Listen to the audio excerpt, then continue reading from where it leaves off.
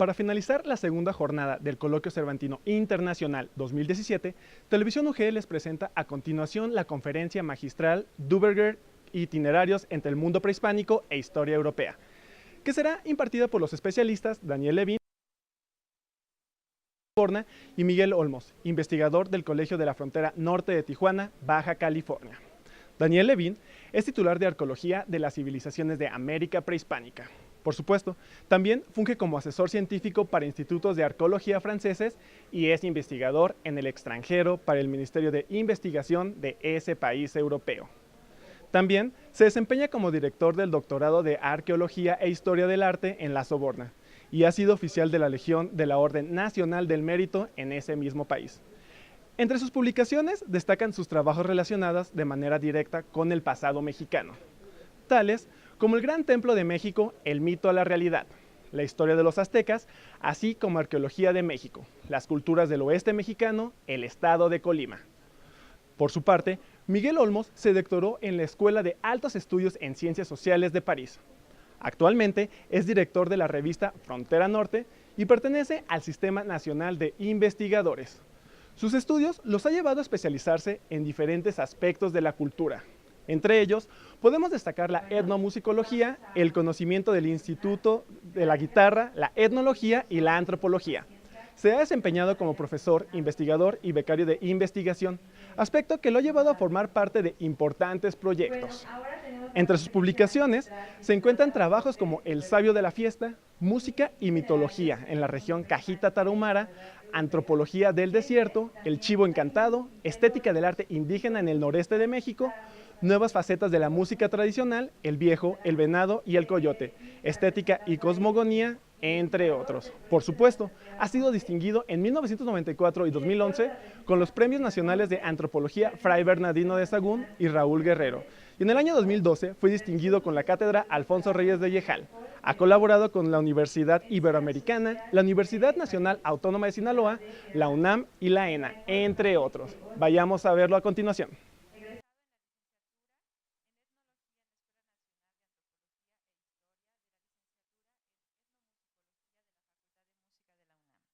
Entre sus libros se cuentan El sabio de la fiesta, Música y mitología en la región Cajita Tarahumara, El viejo, el venado y el coyote, Estética y cosmogonía, El chivo encantado, Estética del arte indígena en el noroeste de México, Antropología de las fronteras, Alteridad, historia e identidad más allá de la línea, Antropología del desierto, Músicas migrantes, La movilidad artística en la era global, Fronteras culturales, Alteridad y violencia, y Música y contemporaneidad, nuevas facetas de la música en las sociedades tradicionales. En 1994 y 2011 obtuvo los Premios Nacionales de Antropología Fray Bernardino de Sahagún y Raúl Guerrero, este último en investigación y difusión del patrimonio musical. En 2012 fue reconocido con la Cátedra Alfonso Reyes del IEAL.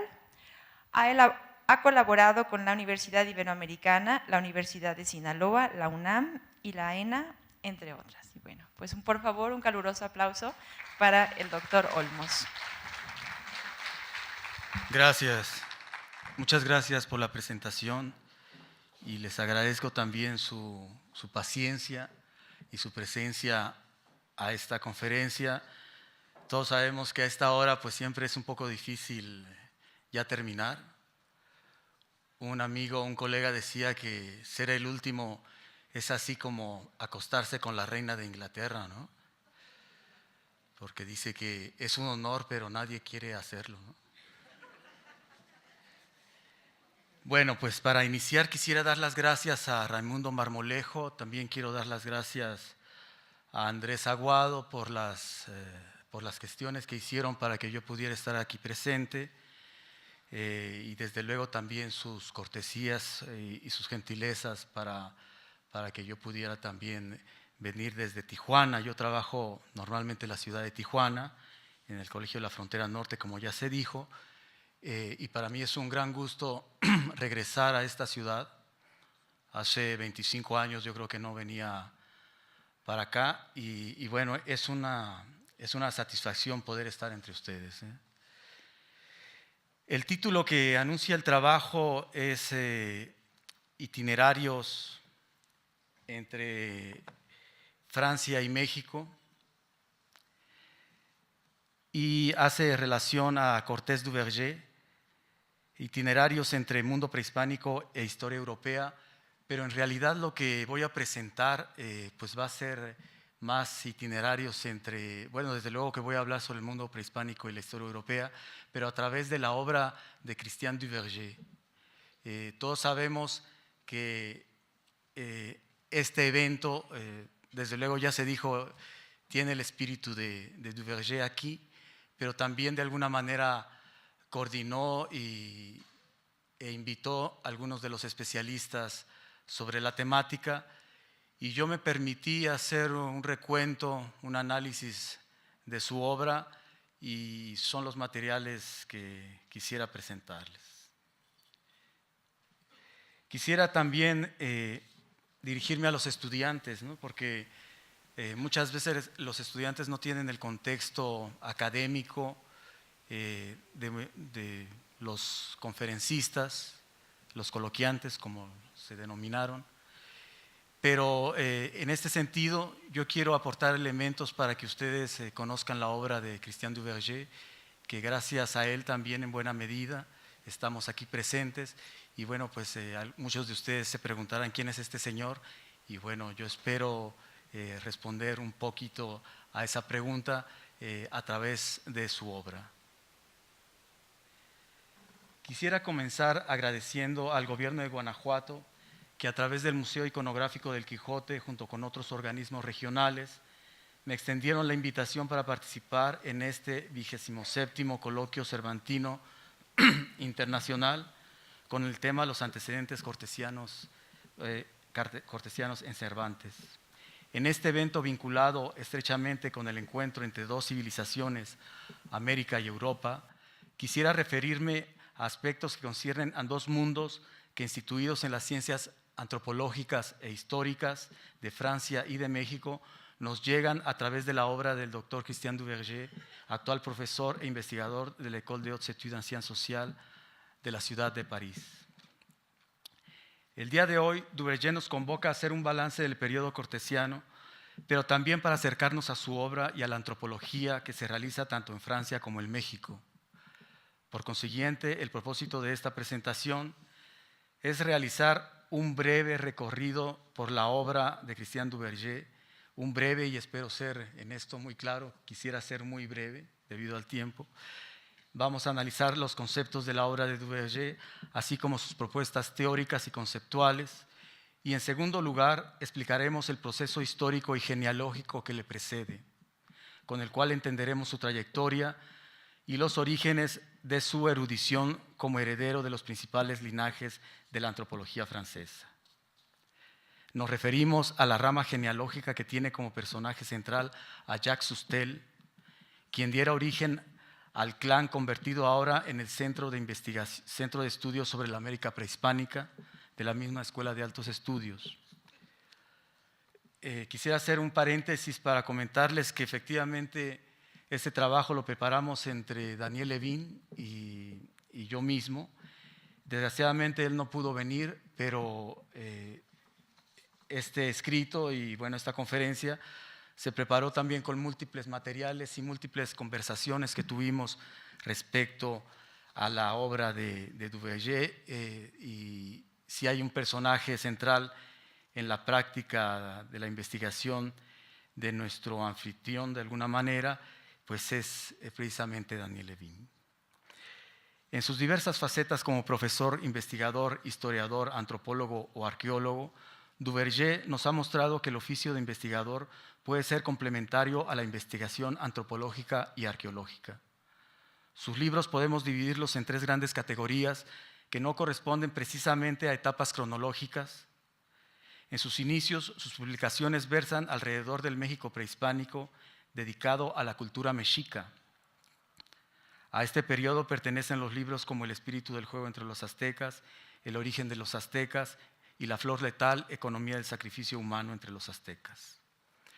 A la segunda categoría correspondería la conquista y evangelización de México, a lo cual le dedica, entre otros textos, la conversión de los indios de la Nueva España, que incluye los coloquios de los 12 de Bernardino de Sahagún, así de 1564. Así, el tema del mestizaje estará bien presente a lo largo de su obra en los libros como El primer mestizaje, Piedras mestizas y también, de alguna manera, en Cortés y su doble. Finalmente, la tercera categoría, Duverger se dedica de tiempo completo a explorar cada vez más el intelecto, dudando constantemente de las verdades eternas sobre la arqueología y la historia de América. Primeramente, en 1999, lanza su libro Mesoamérica y posteriormente, en obras recientes, desembarca sobre la crítica a las fuentes fundamentales para la historia de México y de América. Para el primer caso tenemos el libro Crónica de la Eternidad.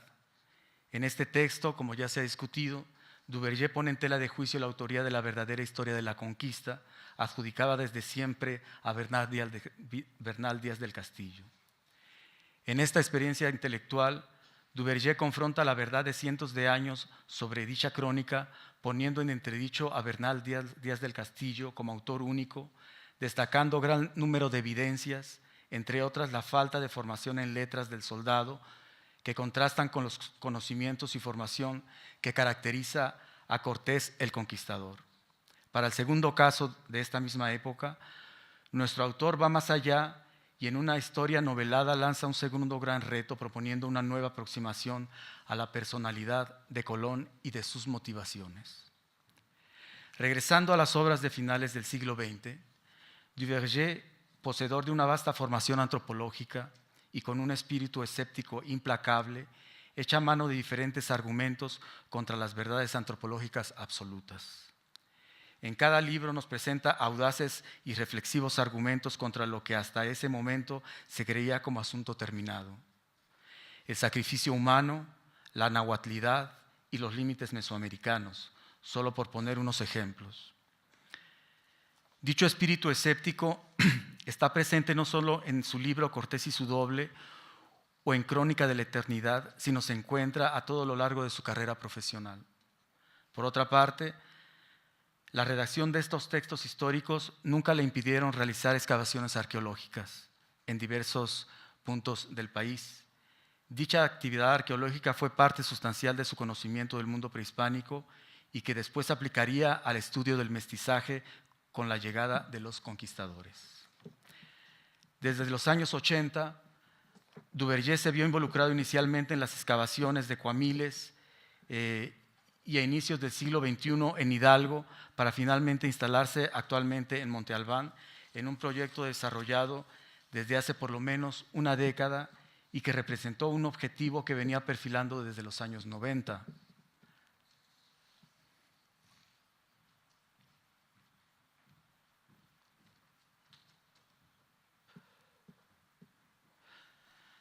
A lo largo de la obra de Christian Duverger, nos encontramos con distintos conceptos que estructuran los argumentos de sus investigaciones históricas y arqueológicas, categorías como Mesoamérica, el sacrificio, las fronteras mesoamericanas, el mestizaje y sobre todo las fuentes para la historia de la conquista. El planteamiento central sobre el área mesoamericana fue ampliamente trabajado en un seminario titulado precisamente Mesoamérica, impartido en la década de los años 90 en el marco de la formación antropológica de la Escuela de Altos Estudios. Dicho seminario se impartió en el antiguo Museo del Hombre en Trocadero, cuyas colecciones arqueológicas y etnológicas fueron trasladadas posteriormente al Museo de Quai Branly. A mediados de la primera década del año 2000, bajo la presidencia de Chirac, quien fungió como principal promotor de dicho proyecto. El seminario Mesoamérica desembocaría en una de las obras más importantes de la producción intelectual francesa sobre México. La obra se tituló precisamente Mesoamérica, Arte y Antropología y fue editada y publicada por Flammarion en Francia en 1999 y por el Conaculta en México en el año 2000. Dicha obra resume al menos 2 décadas de trabajo arqueológico iconográfico sobre las culturas nahuas y de otros grupos del territorio mesoamericano.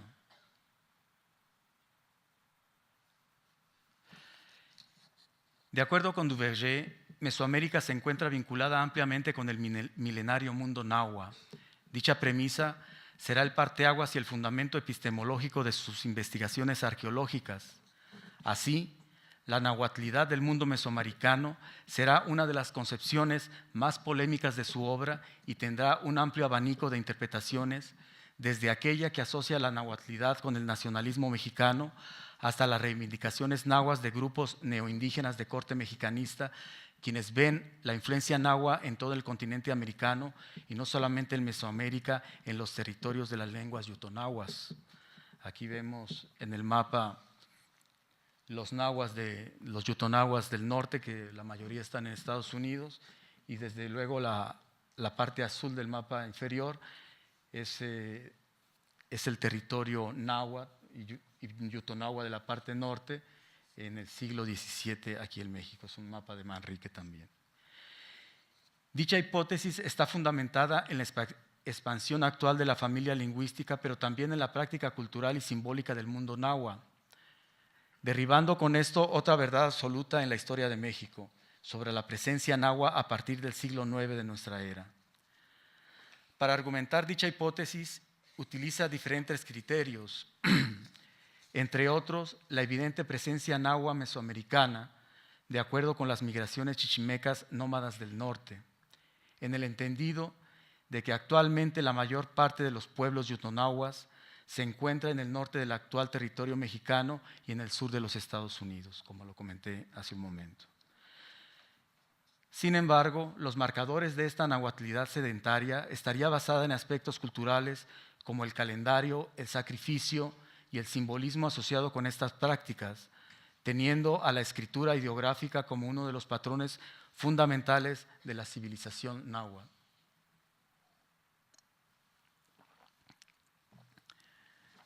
Duverger, no contento con redefinir el área mesoamericana, propone, y con justa razón, una nueva cronología basada en hallazgos arqueológicos de esta vasta región.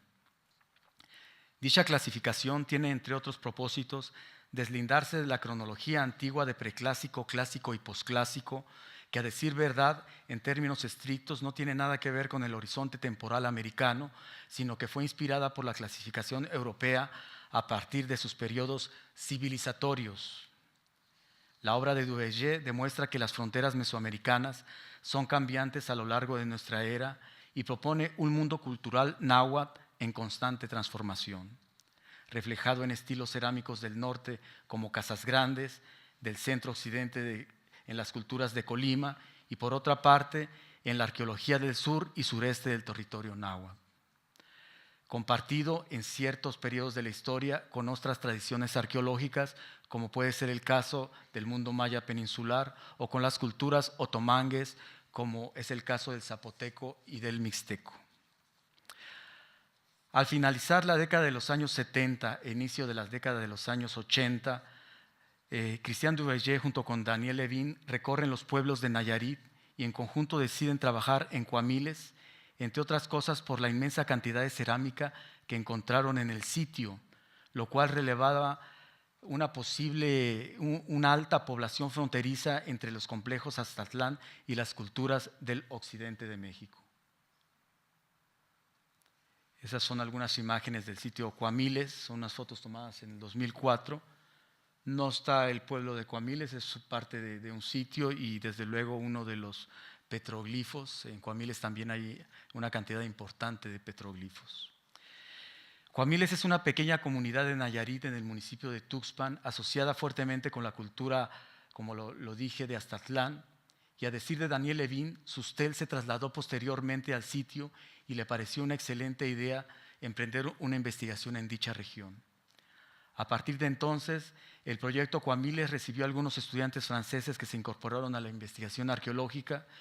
En esta época, Daniel Levin investigaba para su tesis de doctorado las relaciones entre el mundo mexica y el occidente de México, mientras que Christian Duverger concluía la redacción de algunas de sus obras sobre los antiguos nahuas, entre estas la ya citada Flor letal, Economía del sacrificio humano.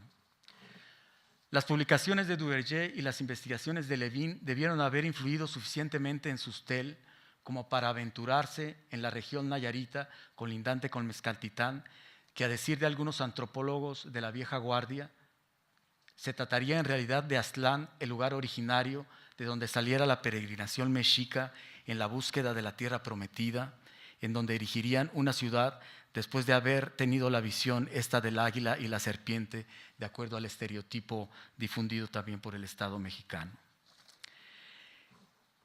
Este trabajo en Occidente de México muestra que el equipo de prehispanistas no estaba preocupado únicamente por el origen de la Mesoamérica central, sino por las fronteras mesoamericanas que en términos históricos en su parte occidental, en lo que hoy es la ciudad de San Blas, representó desde el siglo XVI y XVIII al final de las regiones tropicales de la Mesoamérica central, dando paso al agreste mundo chichimeca, donde la fuerza administrativa de la Nueva España en los siglos XVI al XVIII no tuvo parangón con el altiplano central, donde ya estaban establecidas múltiples misiones católicas. De este lugar salieron numerosas misiones que se embarcaron hacia las Californias. También representó durante varios siglos la puerta hacia el norte desconocido y fue tránsito y origen de múltiples exploraciones que partieron hacia los actuales territorios de Sinaloa, Chihuahua y Nuevo México. Ejemplos de estas exploraciones son las de Nuño de Guzmán como primer conquistador, la de Vázquez de Coronado en 1540, la de Cristóbal de Oñate en 1598 y la de Francisco de Ibarra en 1564, entre otros. Esta experiencia norteña sensibilizará profundamente a Duverger, Sustel y Levin y a todo el equipo para volver a pensar el origen mexica al interior de una amplia región norteña que resguardaría de alguna manera la memoria mesoamericana. Dicha región de origen, si bien recibió influencias importantes en la cerámica, en donde se mostraba presencia del simbolismo nahua, también presentaba estilos culturales cerámicos específicos, ampliamente conectados tanto con la región de Occidente de México como con complejos arqueológicos más septentrionales que ahora se sitúan en Chihuahua, Arizona y Nuevo México. El sacrificio. La Flor letal es quizá uno de los libros de Christian Duverger con mayor venta en México. En esta obra elabora uno de los conceptos más contundentes de su investigación al concebir una economía del sacrificio humano. En este libro, Duverger desarrolla la idea de la práctica sacrificial mesoamericana como un denominador regional asociado con la necesidad de fortalecer un sistema religioso basado en el intercambio y en la reciprocidad, tesis que de alguna forma había sido mencionada ya por Bataille en la parte maldita y esta parte maldita que no es otra cosa que el consumo del excedente ritual dedicado al despilfarro. Desde luego este fenómeno es incomprensible para los economistas de hoy en día y que en las sociedades frías, como diría Lévi-Strauss, estructuradas con base en la reciprocidad, se convierte forzosamente en el eje de su reproducción social y de la regulación simbólica del universo. Contrariamente al excedente de nuestras sociedades modernas, en la sociedad mexica, el excedente tenía que ser consumido para regular la energía del cosmos. El hecho de no consumirse dicho excedente ponía en riesgo a la sociedad mexica.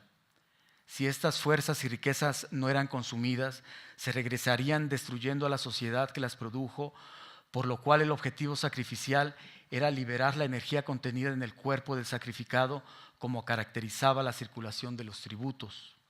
Así, el sacrificio se nos presenta como un fenómeno imprescindible para el intercambio de la energía divina otorgada por el astro solar. Duverger, atraído por tales preceptos, desarrolla ampliamente, entre otras cosas, la tesis sobre la existencia de una necesidad real de sacrificio en términos económicos que permitiera la reproducción de la sociedad y el mundo sagrado del mundo mexica. De ahí que los guerreros sacrificados en la piedra de los sacrificios, al igual que los guerreros muertos en el campo de batalla y las mujeres muertas en el parto, acompañarían al sol en su recorrido hacia el occidente después del cenit. Por otra parte, al realizar excavaciones arqueológicas en distintas regiones de Mesoamérica, Duverger regresa constantemente a la pregunta implícita: ¿cómo se mestizaron las culturas mesoamericanas antes de la conquista y cómo se mestizaron los españoles con las poblaciones indígenas? En el mismo sentido, también se cuestionaba quiénes participaron en la política del mestizaje a través de la evangelización y del gobierno virreinal. Por lo tanto, desde finales de los años 80, Duverger emprende la tarea de investigar y analizar los procesos de evangelización en la Nueva España. En su libro sobre la conversión de los indígenas de la Nueva España, Duverger investiga e interpreta los coloquios de los 12 de Bernardino de Sahagún, mientras que para el mestizaje antiguo prepara el libro Piedras Mestizas. Y por su parte está también la obra del primer mestizaje de 2007. En esta obra, Duverger propone mestizajes milenarios del altiplano mesoamericano, replanteando no solamente la unión de nahuas septentrionales y de otros grupos nómadas con grupos sedentarios, sino que plantea una nueva cronología ya anunciada en trabajos anteriores. De esta manera, rompiendo con la clásica cronología mesoamericana del siglo XX, Duverger propone 5 etapas. La etapa 1 de 1200 a 500 antes de nuestra era, la época 2 de 500 antes de nuestra era a 200 de nuestra era, la época 3 de 200 a 800 de nuestra era, la época 4 de 800 a 1300 de nuestra era y finalmente la época 5 de 1300 a 1500 de nuestra era, 1519 de nuestra era, que es la entrada del conquistador.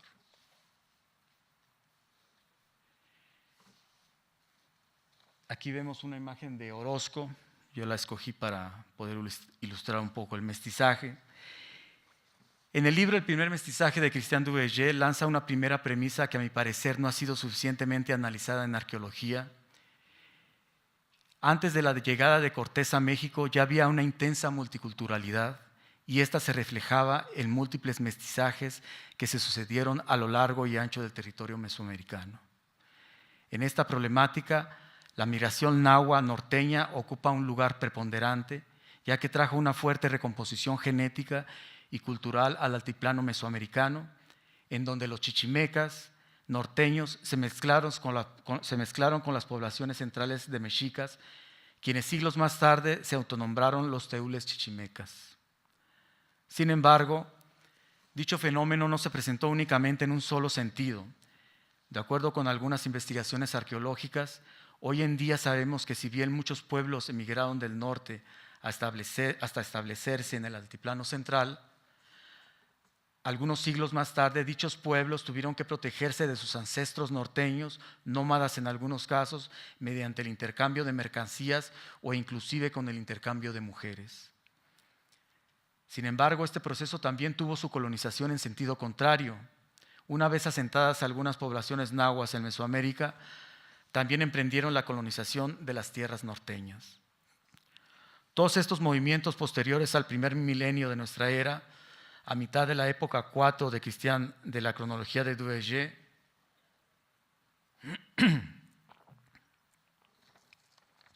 dio origen a uno de los mestizajes más importantes previos al mestizaje con el hombre europeo.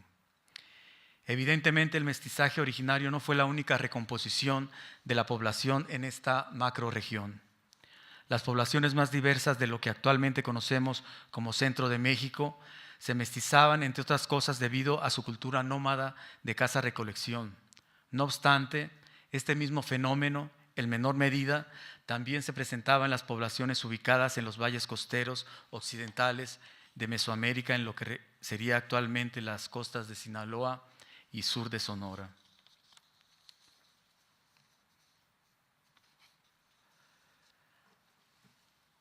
Duverger y su tiempo. Al igual que Cortés, Christian Duverger es producto de su tiempo. Mientras que el primero se nos presenta como un hombre del Renacimiento, Duverger pertenece al siglo XX y al siglo XXI, cuando las ciencias sociales en Francia estuvieron marcadas por pensadores formados en la posguerra, en los convulsionados años 60 y en los eventos políticos y académicos culturales de Francia de finales del siglo XX y principios del siglo XXI.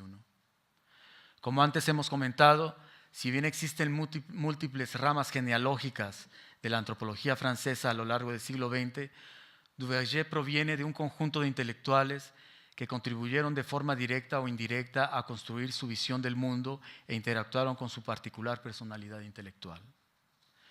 Y aquí también quisiera hacer un paréntesis. Uno, cuando hace genealogías académicas, inevitablemente deja a alguien fuera. Entonces, si ustedes encuentran que hay alguien que yo no señalé, pues me lo pueden señalar con mucho gusto. En primer lugar, aparece desde luego Jacques Soustelle como tótem fundador en una de las ramas de los estudios americanistas. Soustelle perteneció a la primera generación de antropólogos profesionistas formados por Paul Rivet y Marcel Mauss, este último formado entre otros por su tío Emilio Durkheim.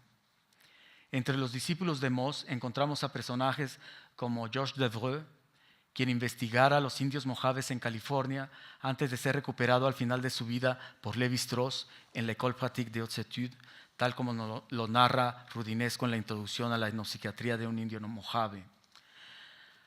A decir de Philippe Loubert-Tolra y Jean-Pierre Warnier, además de Georges Devreux, los discípulos de Mauss también fueron Marcel Griol, Germain Dieterlen y André Adricourt, quienes siguieron al pie de la letra su manual de etnografía y se lanzaron al campo para realizar sus propias investigaciones, rompiendo así la tradición de estudios documentales para dar inicio a las investigaciones in situ, es decir, la investigación del trabajo de campo.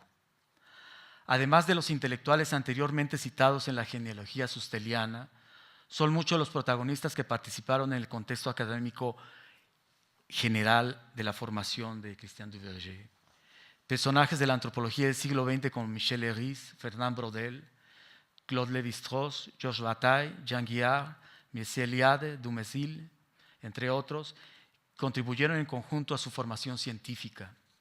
En este cúmulo de personalidades en la disciplina histórica situamos, por otro lado, a Georges Baudon, Michel Grolich, Serge Usinski, Jacques Lafaye, Jean Meyer, quienes de acuerdo con Thomas fueron en muchos casos continuadores de obra de sus predecesores, como Marcel Bataillon, Robert Ricard, Jacques Soustelle y François Chevalier, entre muchos otros. Al final de la década de 1960 y principios de los años 70, Jacques Soustelle realizaba sus seminarios en el Museo del Hombre. En esta institución creada por Paul Rivet en 1937, Soustelle tomaría el puesto de subdirector antes de salir a una misión antropológica en México, mientras que Rivet fuera exiliado a Colombia en 1941. Durante todo el siglo XX, el Museo del Hombre fue el punto de anclaje de la antropología francesa. En este periodo, los estudios etnológicos y antropológicos americanistas en Francia siempre tuvieron una digna representación bajo el liderazgo de Rivet, Soustelle y Lévi-Strauss, entre otros, quienes en conjunto tuvieron gran influencia en toda la antropología del siglo XX a través de sus investigaciones. Al igual que en México, la antropología francesa del siglo XX formaba antropólogos con una erudición general que les permitía abordar diversas disciplinas antropológicas. Lo mismo podían investigar etnología que historia, etnohistoria, arqueología o antropología física. Así lo demuestra Soustelle en uno de sus primeros trabajos antropológicos en México sobre somatología entre la población lacandona. El Museo del Hombre, siendo el principal recinto del americanismo en Francia, albergaba en la década de los años 90 alrededor de 92,000 objetos de diversas colecciones americanas, en las cuales se encontraban valiosos objetos de la cultura mexica, se encuentran todavía valiosos objetos de la cultura mexica, maya y objetos del occidente y del norte de México. Uno de los emblemas, el emblema del Museo del Quai Branly, actualmente, es una pieza del occidente de México. De acuerdo con algunos testimonios recopilados, usted y su esposa Georgette, también etnóloga, siempre estuvieron enamorados de las culturas y tradiciones mexicanas. Esta misma pasión Sustel transmitió a sus discípulos, entre estos Christian Duverger y Daniel Levin, entre varios y muchos otros. Al igual que Sustel, Duverger supo conjugar incesantemente el trabajo teórico de gabinete con el trabajo de campo. Los dos dedicaron largos periodos de investigación en México y al mismo tiempo impartieron sus seminarios en el Museo del Hombre, a pesar de que estos dependían administrativamente de la Escuela de Altos Estudios. Desde luego, en la última fase recientemente del seminario, pues se imparten en el Instituto de Arte y Arqueología. Esto de dar los seminarios en el Museo del Hombre no fue exclusivo de ellos, también hicieron sus seminarios en el Museo del Hombre Paul Rivet y el mismo Lévi-Strauss. Dentro de lo que podríamos llamar, por otro lado, el linaje Sustel, existen otros investigadores que de manera indirecta o de manera tangencial formaron parte del mismo clan. En primer lugar está Daniel Levin, que a decir de Christian Duverger fue el colega y cómplice de toda su vida. Y entre los investigadores formados por Sustel en esta línea generacional posteriores a Duverger encontramos también a Fournier, García Ruiz, Daniel Deuve, François Lafitte, tal como lo señala el mismo Jacques Sustel en su capítulo sobre la antropología de Francia en México, en la colección de la historia de la antropología en México que coordinara García Mora en 1988. La escritura en el mundo mesoamericano. Uno de los puntos álgidos de las investigaciones de Duverger y los colegas de su equipo ha sido desde siempre la concepción del mundo mesoamericano como una compleja civilización con orígenes múltiples y compartidos. De entrada, esta reivindicación de civilización posee varias implicaciones. Si bien se toma el prefijo civitas, comunidades de la ciudad, también implica conjuntos de acción política. Por consiguiente, la denominación civilizatoria no tiene el sentido parcial e intelectual de alta cultura, sino que en el caso de la escuela de Duverger, las civilizaciones precortesianas fueron tan civilizadas como cualquier otra nación europea o de Oriente. Por esta razón, no debiesen pertenecer de ninguna manera a la prehistoria, en donde estarían destinadas las expresiones culturales de la barbarie anteriores al uso de la metalurgia, la cerámica decorada y, desde luego, la utilización de la escritura. Todo lo contrario, las sociedades americanas tuvieron una historia escrita ejemplar que fue narrada por historiadores indígenas, como en el caso del Estado mexica. Sin embargo, los mexicas no fueron los únicos que narraron, entre otros eventos, hazañas de guerra y pautas ceremoniales a través de su escritura ideográfica. De esta forma, y de acuerdo con Duverger, al igual que los mayas, los zapotecas o los antiguos purépechas, los antiguos nahuas tuvieron un sistema de escritura que los ubicaba en un complejo sistema de comunicación simbólica, ideográfica, en el cual narraron, como antes señalamos, sus historias, sus batallas, su peregrinación original, sus mitologías y, por consiguiente, sus sistemas políticos y religiosos. Más aún, la escritura, aparte de tener un carácter pedagógico religioso, también entraba en un sistema semántico de expresiones artísticas propios de las sociedades precortesianas, tal como lo explica el mismo Duverger en la obra Mesoamérica. Dicho arte mesoamericano y su estética radicaba en la interpretación y apreciación de estos elementos. Sin embargo, en Europa y también en México, la ideología que reinó durante buena parte del siglo XX sobre las sociedades americanas se inscribe y se inscribía en el contexto evolucionista, nacionalista del siglo XIX, que visualizaba las culturas maya, azteca e inca como antesala de la civilización, mientras que en México la ideología que reinó durante buena parte del siglo XX sobre las sociedades americanas se inscribe en el contexto evolucionista y va a referir a las culturas maya e inca como una antesala de esta civilización. Dichos preceptos, tan en boga a finales del siglo XIX y parte del siglo XX, llevaron a concebir al sacrificio, entre otros fenómenos culturales, como una manifestación cultural ubicada en la cúspide de la barbarie. Esto incomodaba profundamente a Duverger y desde mi perspectiva lo orilló a entender que las culturas americanas, maya, inca o azteca o los pueblos del norte, se trataban en realidad de culturas que poseían una gran civilización en donde el sacrificio, en sus diversas modalidades, siempre tuvo un papel primordial. Y esto me hace recordar el libro que se presentó el día de ayer aquí mismo, en donde el colega comentaba, entre otras cosas, que la civilización española pues fue a civilizar, todavía con esta idea de llevar preceptos civilizatorios a América, y entre otras cosas también comentaba que el canibalismo imperante y entre otros ejemplos, ¿no?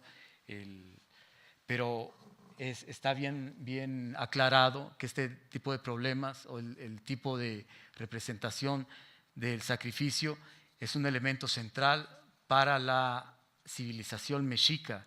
Es decir, el sacrificio no tiene que ver con la barbarie, tiene que ver con una manera de concebir el mundo. Desde luego que no era la visión de los españoles del siglo XVI, ahora lo sabemos. Duverger critica incesantemente los juicios y parámetros eurocéntricos con los que las sociedades americanas han sido interpretadas. En muchos contextos, las pinturas murales y la escritura ideográfica, por más que hayan sido analizadas como sistema iconográfico complejo, en ocasiones no se les otorga el carácter de un verdadero discurso cuyo valor estaría dado por su naturaleza alfabética. De este impedimento nacería un prejuicio latente sobre la continuidad y la linealidad de la escritura occidental, que adjudica un valor directo al acto comunicativo, preferentemente a partir de su sentido fonológico, mas no ideográfico, como solía tenerlo en las escrituras mesoamericanas y de la Gran Chichimeca antes de la llegada de los conquistadores. La verdadera crítica a la historia de la conquista. Muy probablemente el sendero académico mayormente cuestionado en la obra de Duverger está representado por sus libros más recientes, Crónica de la Eternidad y El Ancla en la Arena. En ambos libros, Duverger, cual ratón de biblioteca, documenta, comprueba y refuta y propone hipótesis que, si bien pueden ser incómodas para muchos historiadores, son al fin y al cabo hipótesis que se mantienen en el estudio de la historia. El hecho de ser planteadas en sí es un acto significativo. Para los etnólogos, todo hecho memorable de carácter mítico o no es un acto significativo.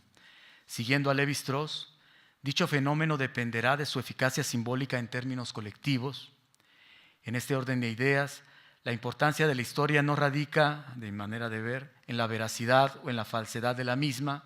Los hechos pueden ser imaginarios o verídicos, pero lo que trasciende, también de acuerdo a Lévi-Strauss, no es saber cómo los hombres se piensan en los mitos, sino cómo los mitos hablan de los hombres sin que éstos se den cuenta de ello. Duverger desentraña y plantea otra verdadera historia de la conquista, y esta es una realidad notable. Para muchos de sus detractores e historiadores en general, es imprescindible ubicar la fuente del dato original. No obstante, a este respecto, Duverger nos otorga cientos de elementos para suponer que Bernat Díaz del Castillo no fue el autor de la verdadera historia de la conquista, tal como él mismo lo deja ver en su libro Crónica de la Eternidad. Sin embargo, la polémica sobre la autoría única de la historia verdadera de la conquista siempre llamó la atención de muchos investigadores a lo largo de la historia, entre otros el mismo Michel Grolich, quien en su seminario del 92 en l'École pratique des hautes études, al cual asistí, Analizaba con detenimiento y perspicacia las distintas narraciones de la conquista, el encuentro de Cortés con Moctezuma, la entrada de Tenochtitlan, la noche triste, entre cientos de pasajes narrados en su crónica. Al cotejar las diversas fuentes, Bernal Díaz del Castillo, de manera milagrosa y con un don inexplicable de la ubicuidad, siempre estuvo en el lugar de los hechos para narrar todo tipo de sucesos. La idea hasta ahora aceptada sobre la autoría única de Bernal Díaz del Castillo y puesta en tela de juicio gracias a la audacia de Duverger tiene diversos argumentos y todos igualmente válidos. Siendo iletrado, Bernal no pudo haber escrito una obra de la envergadura ni tampoco haberla dictado a su edad avanzada. Tampoco pudo, como ya se ha comentado aquí, transportar el conjunto de archivos a Guatemala en donde redactara el libro. Tampoco aparece en las fuentes de la época y no tenía más renombre que la de un soldado de la época. Duverger, con la habilidad literaria, pero sobre todo con investigaciones documentales, analiza minuciosamente el papel que pudo haber tenido Bernal Díaz como soldado, al que por azares de las circunstancias se hizo pasar por el verdadero autor de la crónica que le valiera la eternidad en la historia de la conquista. Finalmente, para terminar, les pongo esta imagen de Cuauhtémoc, de Helguera, de 1948. La otra que había puesto es de Cortés. Y bueno, esta de Cortés tiene la característica que se refiere como una representación original del personaje. Y sin embargo, en la historia y en muchas ciencias sociales, lo que hace el investigador es llenar una serie de huecos, llenar una serie de vacíos, ¿no? Una serie de ausencias en las representaciones que tenemos sobre el mundo. Y en el caso de Cortés, les comento, esta es una representación de lo que se consideraba la imagen del conquistador.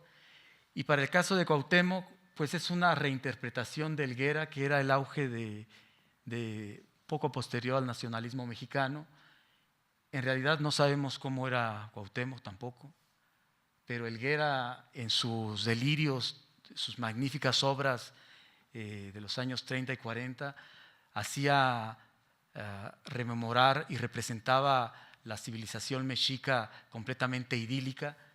Y bueno, pues yo quiero terminar con esta imagen en donde precisamente la representación del pasado y la representación de estas ausencias pues es asunto de proyección colectiva y proyección también muy personal. Antes de dar el punto final a este asunto, nada más quisiera reiterar que agradezco el apoyo incondicional y la participación que tuvo Daniel Levin para la elaboración de este trabajo.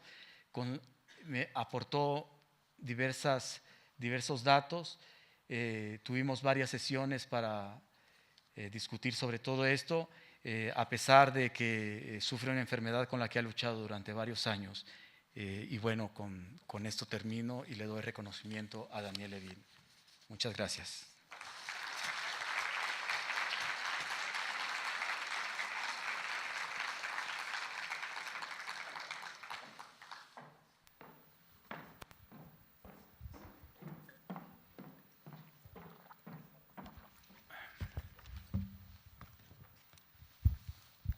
La Fundación Cervantina de México, AC, la Universidad de Guanajuato, el Centro de Estudios Cervantinos y el Gobierno del Estado de Guanajuato, a través del Museo Iconográfico del Quijote, otorgan el presente reconocimiento a Miguel Olmos por la conferencia Cortés-Duverger, Itinerarios entre Mundo Prehispánico e Historia Europea.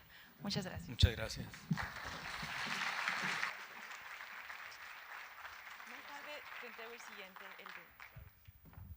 Bueno, y tenemos un anuncio que hacer.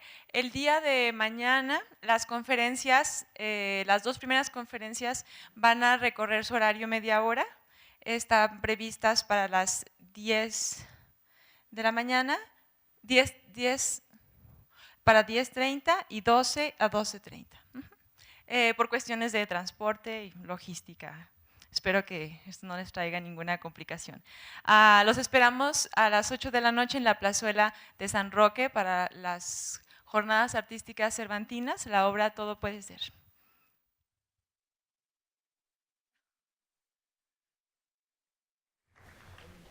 Muchas gracias por su atención a esta transmisión en vivo.